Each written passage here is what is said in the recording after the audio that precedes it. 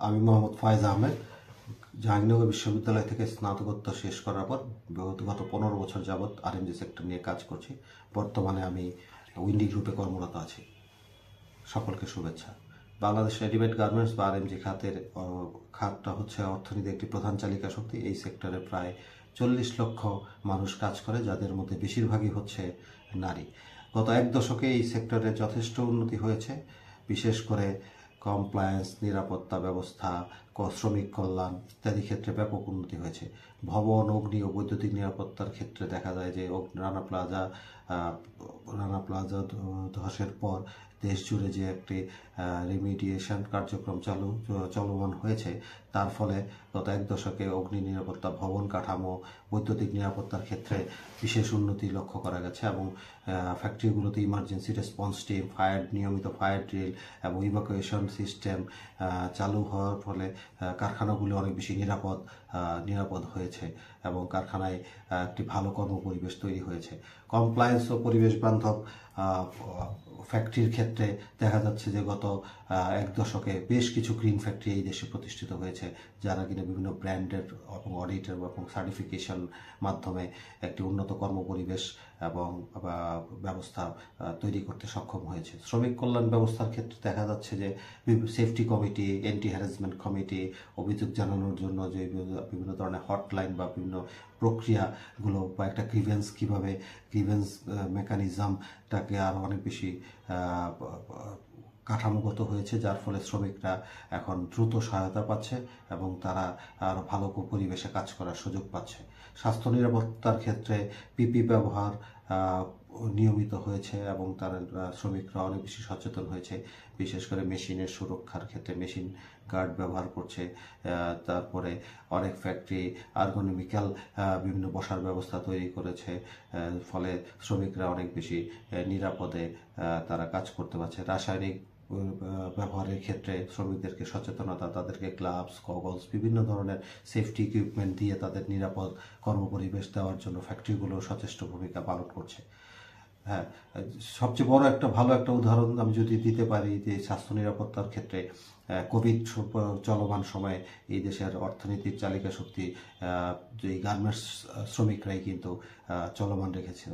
ফলে এটা কিন্তু স্বাস্থ্য নিরাপত্তা সচেতনতার কারণে এবং শ্রমিকদের ঐকান্তিক যারা কাজ করছে এই সেক্টরে 40 লক্ষ, তাদেরও একটি সদিচ্ছার কারণে এটা কিন্তু সম্ভব হয়েছে।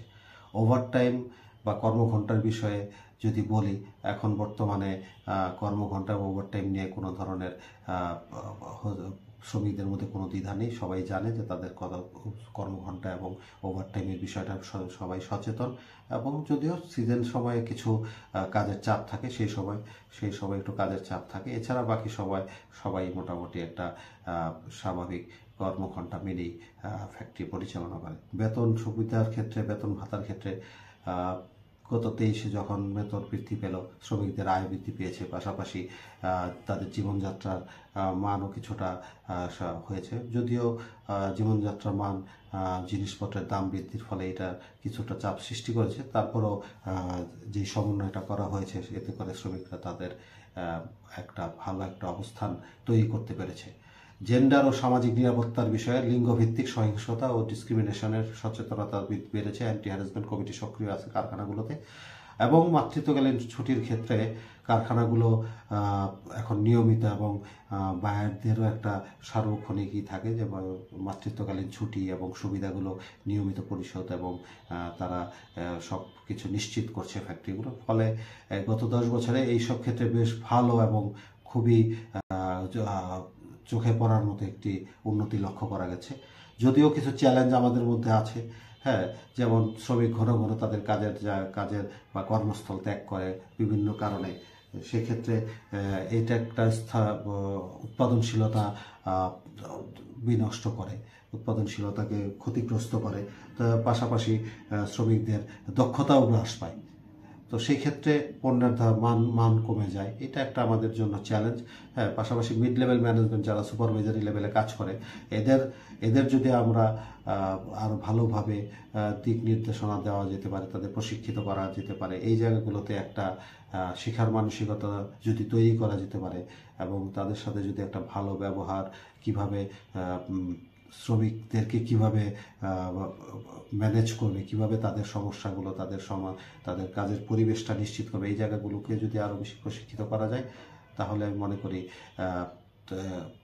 উৎপাদনশীলতা আরও বৃদ্ধি পাবে এবং কারখানাগুলো লাভবান হবে। ছোট ছোট কারখানায় কমপ্লায়েন্সের কিছু দুর্বলতা আছে, সেই দুর্বলতা কাটিয়ে উঠতে পারলে যদি ভালো ব্যবস্থাপনা এবং এইচআর ব্যবস্থাপনা ধরে রাখা যায় তো অবশ্যই এই কারখানাগুলো উন্নতি করা যথেষ্ট সুযোগ আছে। শ্রমিক কল্যাণে যথেষ্ট অগ্রাধিকার না দেওয়া, প্রোডাকশনের চাপে উচ্চ পুষ্টি, বিশ্রাম, ডিহাইড্রেশন, মানসিক স্বাস্থ্য প্রায় উপেক্ষিত থাকে। ফলে শ্রমিকদের আরেকটি চ্যালেঞ্জ আছে শ্রমিক কল্যাণকে যথেষ্ট অগ্রাধিকার না দেওয়া। প্রোডাকশনের চাপে দেখা যাচ্ছে যে শ্রমিকদের তাদের পুষ্টি, বিশ্রাম, ডিহাইড্রেশন এবং মানসিক স্বাস্থ্যের এই জায়গাগুলো উপেক্ষিত থেকে যাচ্ছে।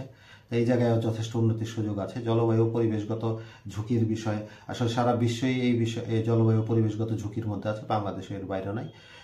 তাপমাত্রা বৃদ্ধি, পর্যাপ্ত বায়ু প্রবাহ, তাপ নিয়ন্ত্রণ, জলাবদ্ধতা ইত্যাদি বিভিন্ন ধরনের সমস্যা আছে। তো কারখানাগুলো যদি এই বিষয়গুলোকে মাথায় রেখে কারখানার পরিবেশ নিশ্চিত করা যায় তাহলে আমি মনে করি উৎপাদনশীলতা বৃদ্ধি পাবে এবং দেশের উন্নতিতে অবশ্যই সেটা কাজে লাগবে। ভবিষ্যতের জন্য প্রস্তুতির ক্ষেত্রে যদি বলি, প্রতিনিয়ত আমাদের অটোমেশন এবং স্কিল ডেভেলপমেন্টের একটা খুব বড় একটা গুরুত্বপূর্ণ বিষয়, কারণ এখানে প্রতিনিয়ত টেকনোলজি সামনের দিকে এগিয়ে যাচ্ছে, নতুন নতুন মেশিন আসছে, সেই জিনিসগুলো কিভাবে আধুনিক যন্ত্রপাতি কিভাবে পরিচালিত হবে, কিভাবে এইটা দক্ষতা উন্নয়নের মাধ্যমে আগামী দিনে প্রতিযোগিতা অবশ্যই টিকে থাকার জন্য এই বিষয়গুলো খুব গুরুত্বপূর্ণ।